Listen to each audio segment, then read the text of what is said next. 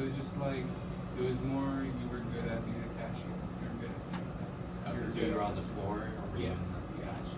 I also worked in the back sometimes, but mostly on the floor. So like customer service and stuff like that. And then after that, I actually got a job in Rio Valley.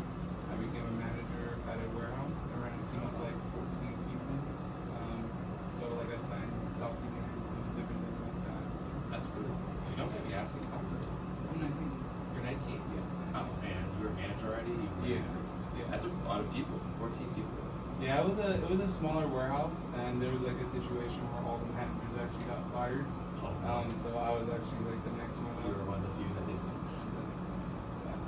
Oh, well, that speaks a lot about you. Obviously. That's really cool, man. So you kind of have a lot of, sounds like leadership experience then. Yeah, most definitely. Like, it's kind of hard to get 14 like crazy guys Oh, I know. unloading trucks and like get them motivated to unload these trucks. But I mean, it's about like how personal you are with them, being on certain things, and just kind of make it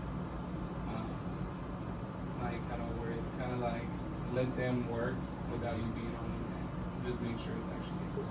For sure. Okay. Well, that's really cool. But you kind of felt stuck in that role? So actually, they sold the company. So Oh, wow. we got all laid off. They sold the company to a bigger company in Nevada called SMS. So we got bought out. We had like 3-4 months to move out. So we moved all the products out and got laid off. But we got a severance package and everything like that. And I was about when like COVID hit. So I was just living off that for a bit, but money runs out.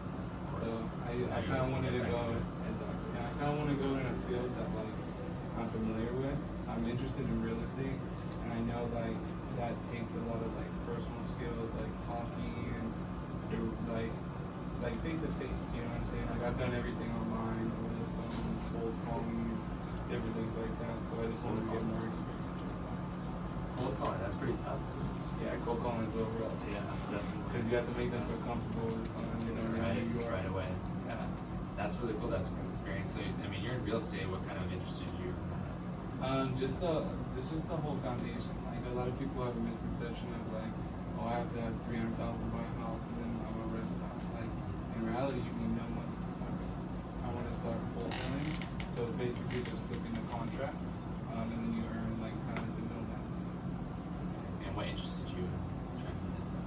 So I actually had a friend in high school. He was 16, and his first deal was 92,000. Wow. And 16. he renovated his mom's house, bought his mom a car. And I was just like, wow, like if he could do it at 16, what can I do when I'm 25? Right. You know what I'm saying? So That's incredible. yeah. 16 in high school. I wish I was doing that when I was in high school. That's for real. That was only a few years. Did you play sports in high school? No, I actually didn't. I was kind of not the quiet kid. Everybody knew me, but I kind of just stuck to myself. Just like kind of focus on grades, you know, dealing with certain people, just like living my high school life, kind of.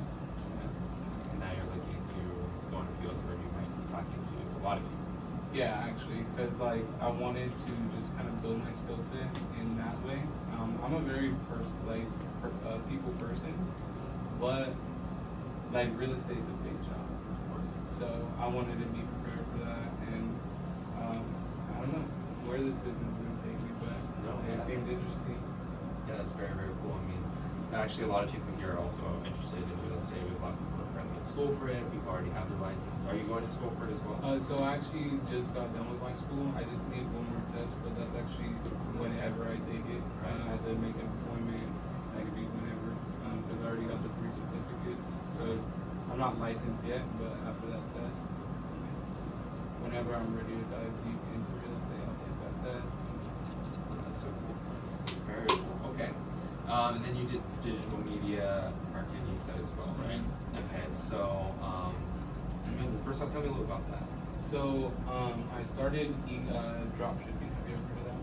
Yeah. So I started drop shipping, so like e-commerce businesses and stuff like that.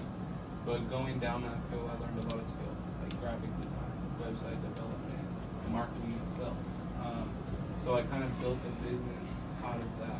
So I just marketed my services to small companies, small businesses, people that wanted to make brand new businesses, and I would basically do a full brand development package a lot of the time. So I make websites, logos, market for them for like 3 months at a time. So Absolutely. No, that's beautiful. And definitely there's a lot of people here too that start off dropshipping and then slip around. Yeah, okay. Well, I mean, just to be clear too, I know, so you do have a background in like social and digital media marketing. Just to be clear, for us, we don't handle any of that for our clients. It's all going to be primarily like in-person, face-to-face marketing.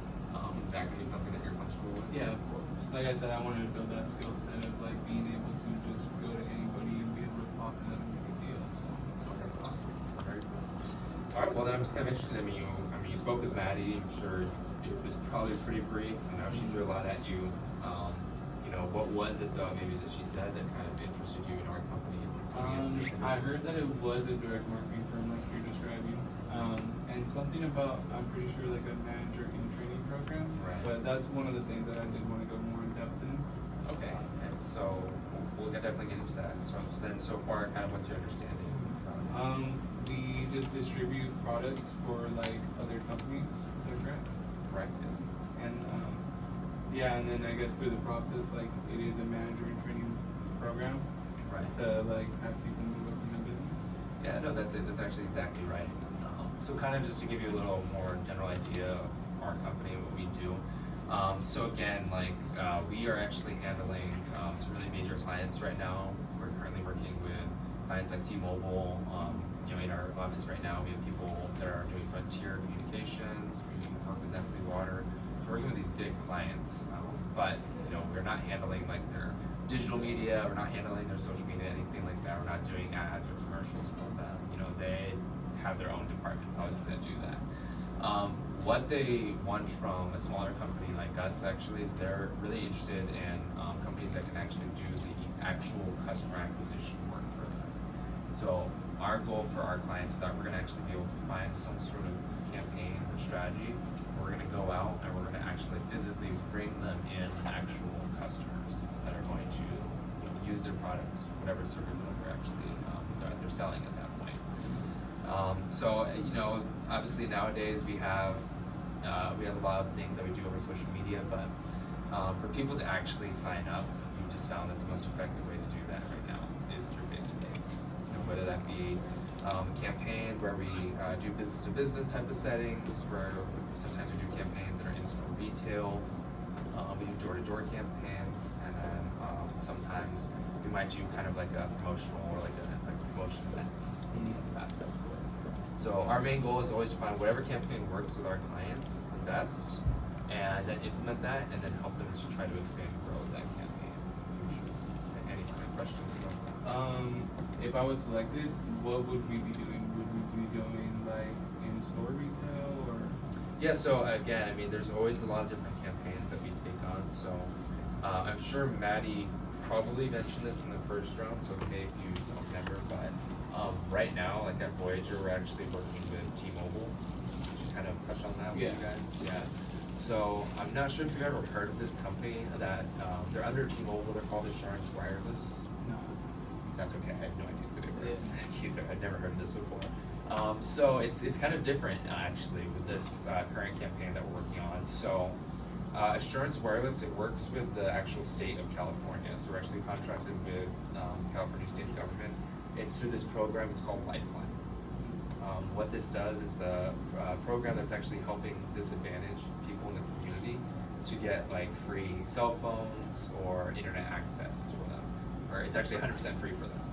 They qualify through it either based on their income or maybe they're based on whatever kind of state benefits that they might have. Things like maybe you've heard Medi-Cal or EBT food stamps, WIC for instance, disability, things like that. So it's a little different for marketing. We're kind of used to selling stuff right now, but we're actually promoting something that's 100% free for the consumers actually. So we have several different campaigns that we've actually set in place for T-Mobile and for this particular campaign for the free phones. One of them was actually in-store retail, which we have contracts to be inside like 99-cent stores, Dollar Trees, basically, grocery outlets where basically the low-income people usually shop at. We also have campaigns where we set up, maybe you've seen these before, you might have seen it sometimes in shopping centers or maybe outside county or government offices. You might see these little booths that are Yeah, plugged with in. the free phone. Yeah, and they're handing out the free phones. Yeah, that's actually our business that we actually set those up. Right now at Voyager, we started a whole new campaign, which was residential. This hadn't been done for a while, but right now we found it's actually the most effective way to do it. A lot of our most highest performing offices are currently implementing the residential campaign. So this means that we are taking marketing data, we're looking at around our local communities, we're seeing where is it that people are living right now that are currently qualified.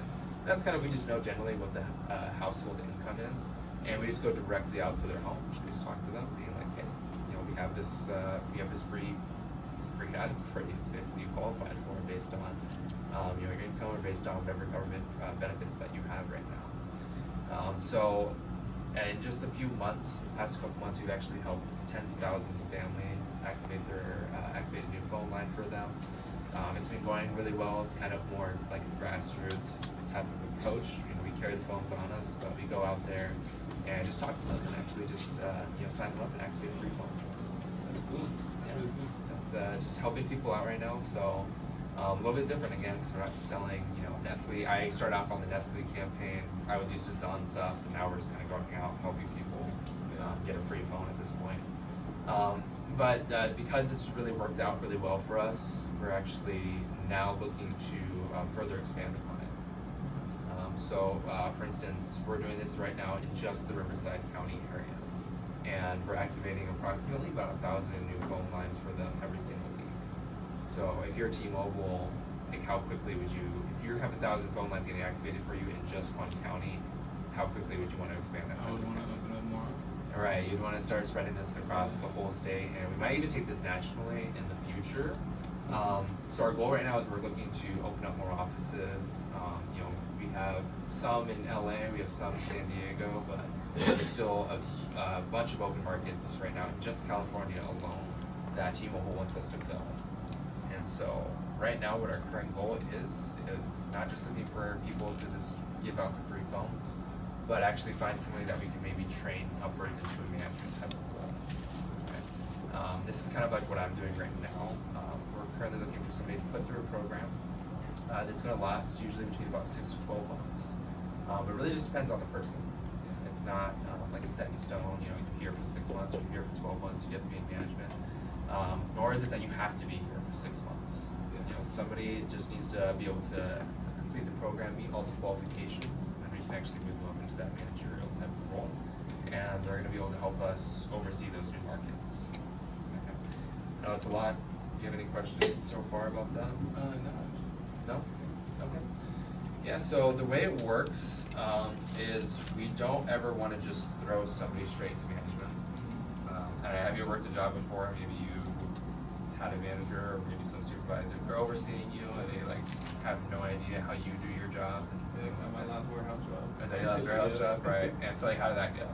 It went terrible. He would come over and say we're doing something wrong when we know we're doing something right. Right, yeah, exactly. And so our goal is we don't want that. Yeah. We really don't. We want to make sure that the people that we have in that management role understand everything about the business, understand what each person in every department is going through. So our goal is to cross-train them in all the departments. So we always want to start everybody off. It's not negotiable. We need them to learn the field work. Right? That's the same thing that I started off doing as well. I've only been here for a few months now, and I've actually already completed several aspects of the training program, but I'm still going through it. But we do want to start people off in that field work, and that means they'd be at first going out into the community, going out with the team, and learning how we just talk to people at their homes. So we're going to be visiting approximately about 80 to 100 homes every single day when we're in that aspect of the training. Realistically, we're probably only talking to about half of those people. Only about half of them are going to be home in the first place. You're going to deal with a lot of people telling you no. Maybe they're not interested, even though it is free. They're still going to tell you no. But from those roughly about 40 to 50 people that we talk to, it's expected at T-Mobile that we would sign up at least 6 to 10 of those. So 6 to 10 new customers that we would gain from them every day. Not too bad. It's pretty, it's not too bad. It's pretty easy. It's free and basically sells itself. This product, it has unlimited talk, unlimited text, unlimited data, It has a 10 gigabyte for your hotspot on it, and there's even Spotify and Pandora on it. That's Yeah. crazy. Is that right? Yeah. So it's like better than a lot of other people's phone plans, and they're getting it for free. Yeah. We also have some promotional items too. They're like upgraded phones. They're actually really nice, and they get it really cheap as well. If they want to switch over to maybe a better phone, sell it to them for only about one-time payment of $40. And that's it. Either way, we still get paid for each phone line that we activate. Yeah. Okay. Any questions about how that aspect works? So you just go to the like houses and kind of just make sure they qualify, and then just give them the package, or Right. So at this point, we generally know if they do qualify. So it's not cold knocking. Right? Yeah. We're pretty systematic about our approach to it. We know which areas where there's a lot of people who are qualified. We even have an exact list of names and addresses. We don't only usually go to those two because sometimes we're just in an area where there's just a lot of people qualified. Yeah. So realistically, it's like, there's a bunch of people that are listed that are qualified. There's probably a bunch of people who are unlisted as well. yeah. So we just generally canvass that whole area. Okay. So we have a set territory, and then we're usually working alongside it in teams. We'll go out on car rides. You'll be under the supervision of another account manager. And we basically just work that territory, do 2 to 3 laps there, 80 to 100 homes, sign up about 6 to 10 people. And that's the goal. Pretty easy, right? That's really only for the first 2 weeks that we want that person really focused on that aspect. Once they get the field work down, now we want to start teaching them other stuff as well. So then we move up into more of the supervisor type of role, and that's where I'm at right now. So right now, I'm still doing like the sales and marketing. I'm still going out with the team, but our goal at this point is teaching somebody how to recruit, train, and develop new hires for the sales and marketing staff. So they're actually kind of like what you did at the warehouse. You put them in charge of a group of people, but they actually get to select the people that they want to bring on board to their team. So we'll teach them the HR onboarding process.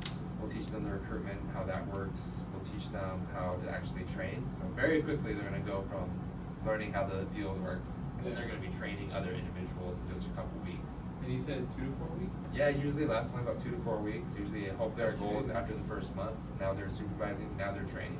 It moves really fast. Yeah, said I've only actually been here a couple months.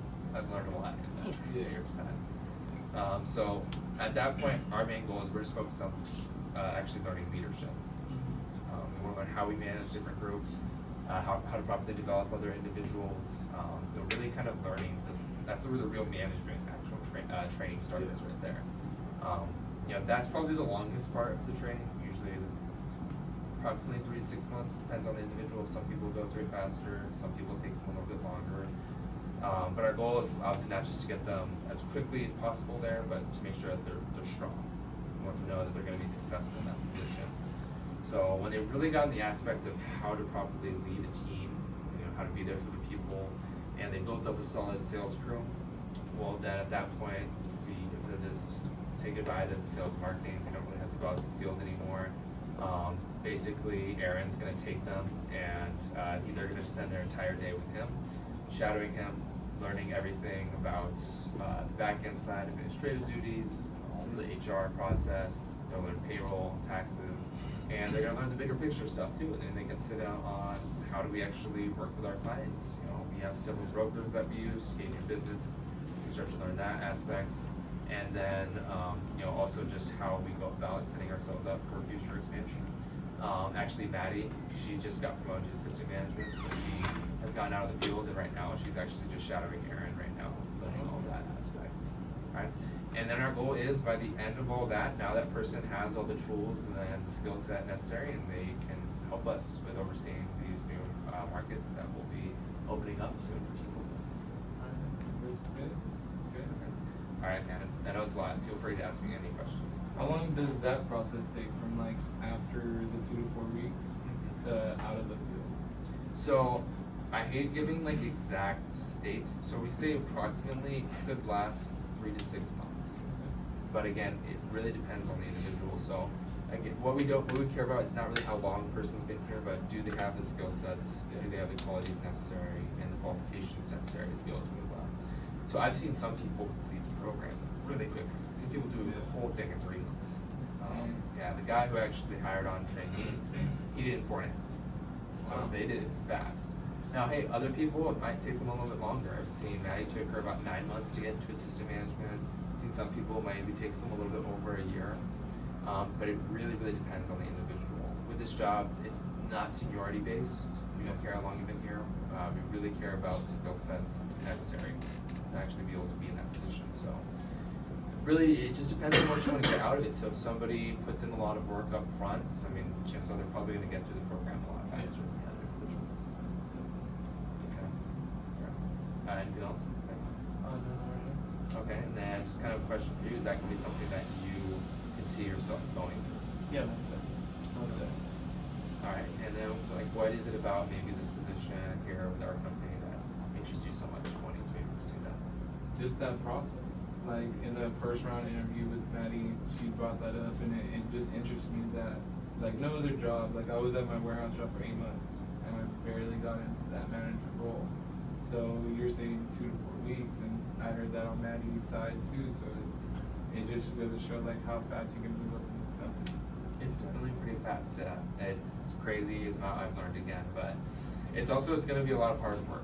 Yeah, that's going to be kind of the downside to it. It's definitely a lot of time up front. It's definitely commitment. That's what we're looking for, because we want to get people into these positions really quickly. So did Maddie kind of mention the schedule to you? Yeah, but can we go over it? Yeah, I definitely did. So basically, this used to take somebody about like 2-3 years, like any other job, before somebody could actually move up to manager. Right now, we're working with clients like T-Mobile. We're working with Verizon, AT&T. Yeah. T-Mobile's a $40 billion client. Yeah, big. That's a big company. We're figuring out how we can scale to their size right now. So we're trying to do this as quickly as possible as well. So we condensed all that training down, only about a 6 to 12 month process instead. So really, really short. Yeah. At that time, what we decided to do is we'd come in 6 days a week. So we come in Monday through Friday. The hours are going to be 10:30 to 7. So we come in at 10:30. We'll do what we call our our morning atmosphere. It's kind of our chance to be able to learn. So that way, it's kind of more of a classroom setting. Practice pitch, get kind of warmed up. We'll run in meetings, and then approximately around around 12:30, we should be going out there into the field. Wherever we need to be at in the Riverside County area. We'll do the sales. We'll come back, and then we'll kind of do a quick breakdown of our day, make sure that we have a focus and that we're continuing to progress in the program. So we should be getting back before 7 o'clock. So 10:30 to 7, Monday through Friday. But we also need to come in on Saturdays as well. And the reason being is it's going to take 6 to 12 months for somebody to move up. Need them just to have a little bit extra coaching, a little bit more experience. So we come in 9:30 to 4 o'clock on Saturdays. Okay. Usually we try to leave a little bit earlier. Sometimes, once we get out to the field, it's like just take a pull, then you can go straight home. Sometimes we get to go home at like 1. Oh, so you don't come back here? You don't need to come back here. We want to make sure people are getting all the training they need, and then they can still enjoy the weekend on this. Did you see any potential conflicts with that schedule for you? No, I mean I'm open. Okay. I'm open right now, so. And you're fine with working that amount of hours? Yeah, most definitely. I mean, I work 60-hour weeks at the warehouse job. Okay, so you're used to, you're already working. Yeah, and that was in a 5-day week. So. Wow.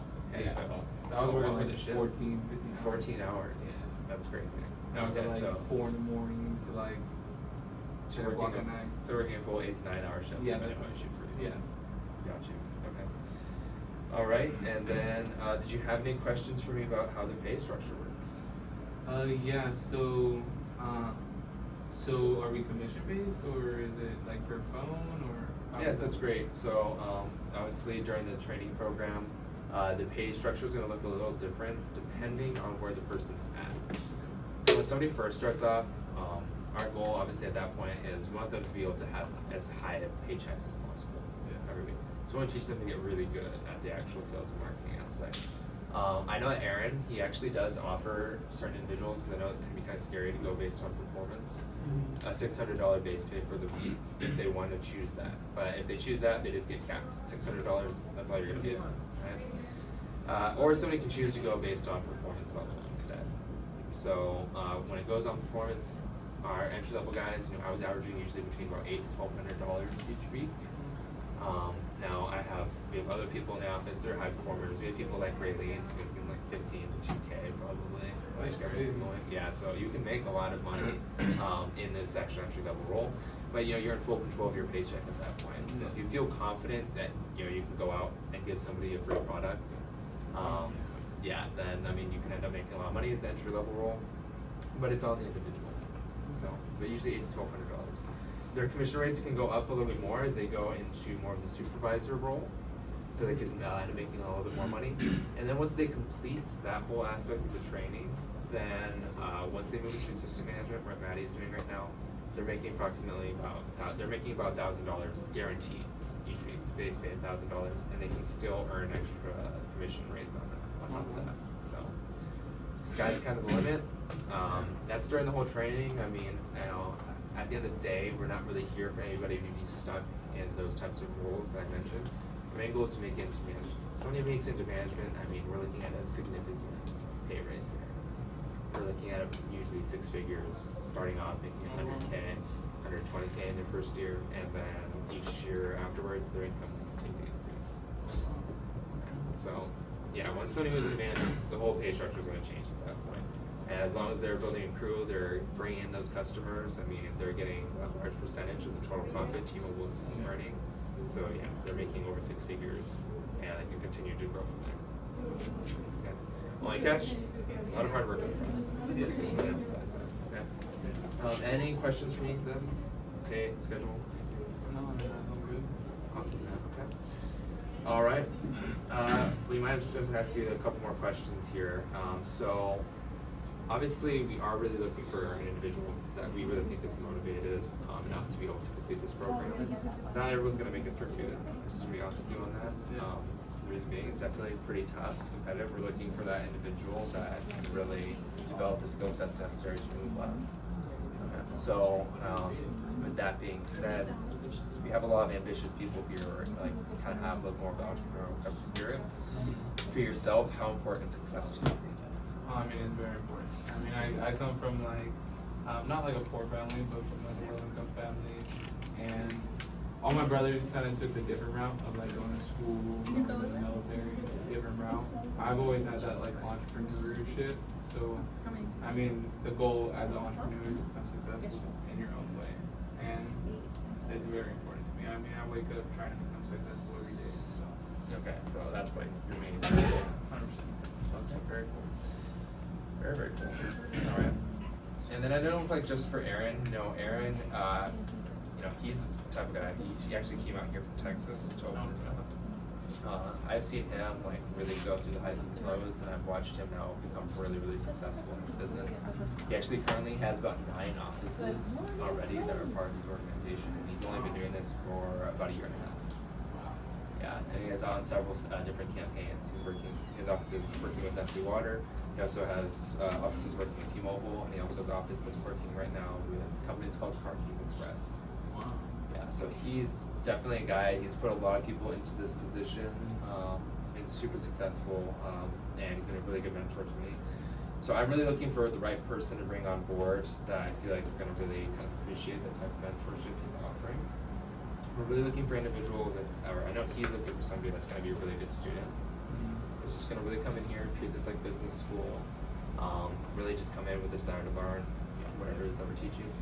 Somebody who's obviously going to work hard, work a little bit harder than the average, where you would in an average job. Again, we're trying to look for individuals to really grow in the company.